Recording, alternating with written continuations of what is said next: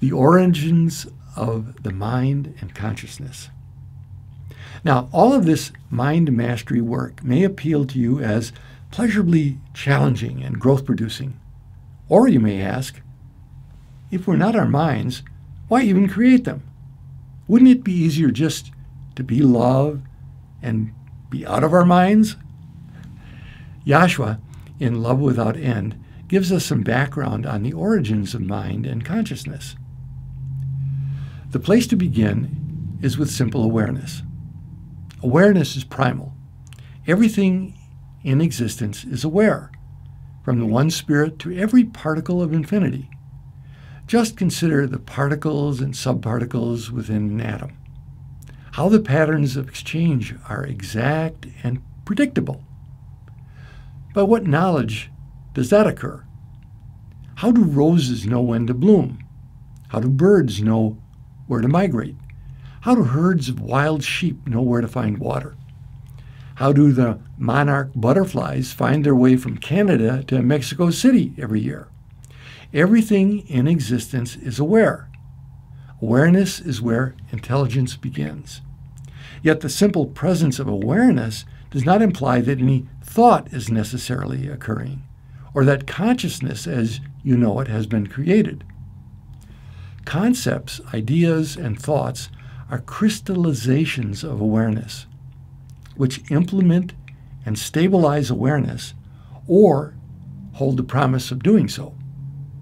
Thoughts develop from a sequence of useful probabilities which enable us to make loving connections. The desire to connect is strong in mankind. It's a desire that has propelled him to his greatest achievements throughout the ages.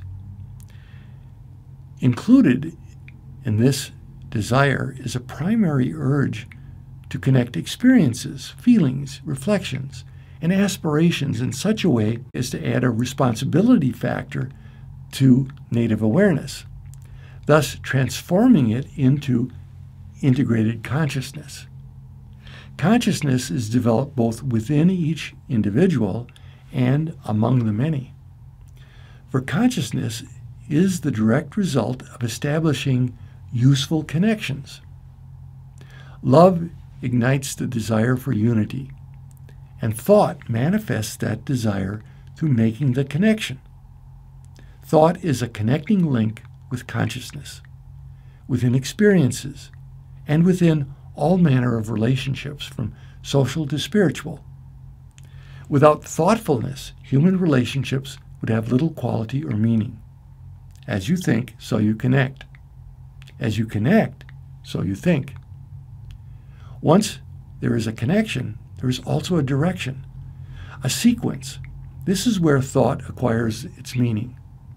For in its application to life, thought acquires direction, a reason for being. Thought is like an arrow placed in the bowstring of life and propelled by love.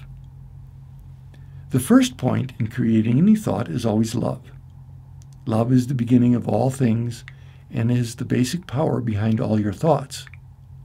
The second point is the way your love is directed by your thoughts. How are you applying love to life, and what are you doing with it? The very tapestry of your life is woven from your love and the thoughts you have used to extend it. Troubles arise when your mind uses thought to control, reduce, or subterfuge your love instead of allowing your thoughts to be outwardly directed into life. A fear-based mind will attempt to control thoughts until it owns them and then turn them back upon you to influence your behavior.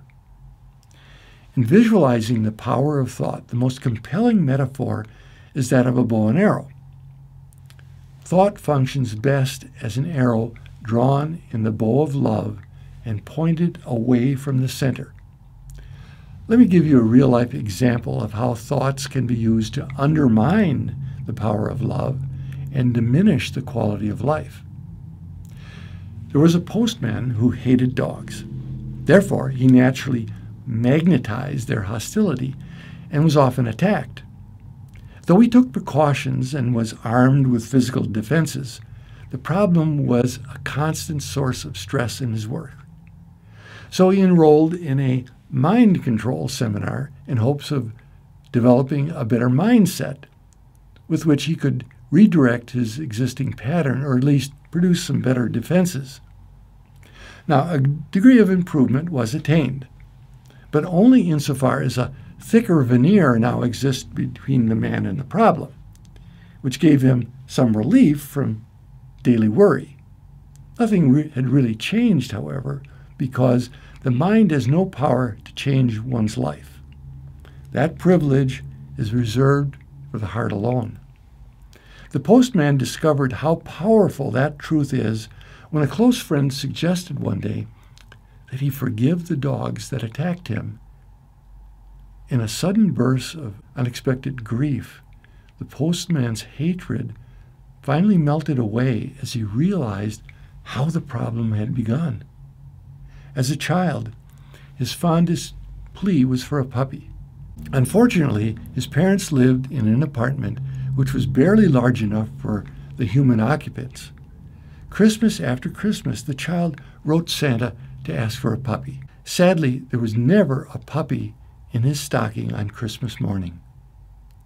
When the boy was 10 years old, he saw a stray dog on the street and reached out to pet him. The dog lunged at his face and bit the boy's cheek.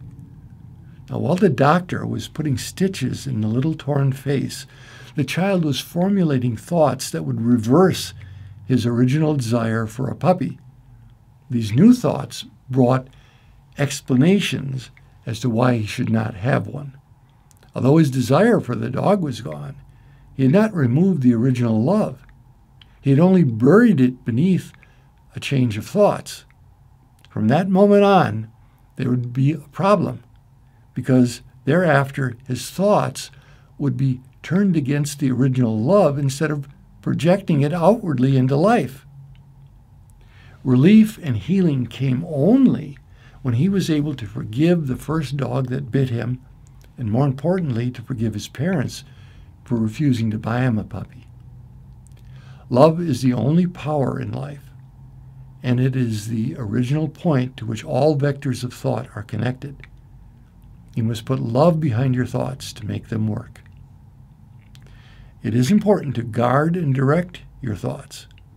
Even so, do not assign them a separate power from your love, and do not think that the keys to heaven can be grasped by your small mind. Your mind cannot open that door. Mental activity invariably results in complexities which must then be implemented by structure. Within hierarchies of mental structure, ideas ascend in levels of sophistication. Such complicated standards will always establish some persons or situations as superior to others.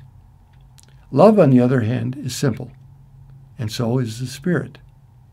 Stay with the simplicity and avoid the pitfalls of complicated living.